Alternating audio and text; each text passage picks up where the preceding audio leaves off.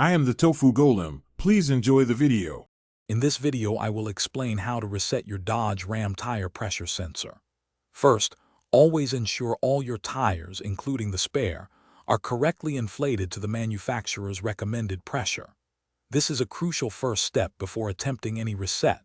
Also, take a moment to check your owner's manual for any specific instructions unique to your Ram model. You might also find a dedicated TPMS reset button, typically located under the steering wheel. One common and often effective method is the automatic relearn drive.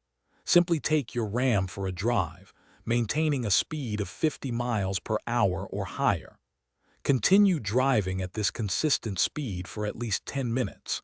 This allows the vehicle's system to recognize the sensors and their new positions, prompting the tire pressure monitoring system light to turn off automatically. If your Ram has a manual reset button, here's how to use it. First, ensure your engine is off, then turn the ignition key to the on position without starting the vehicle.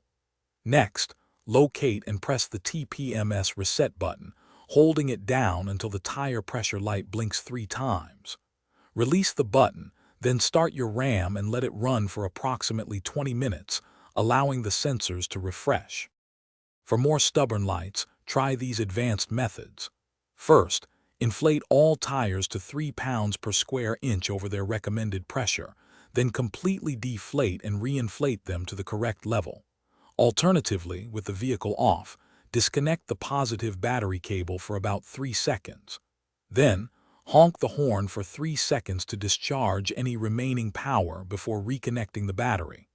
This can sometimes force a system reset. Thanks for watching. Consider subscribing if we helped you today.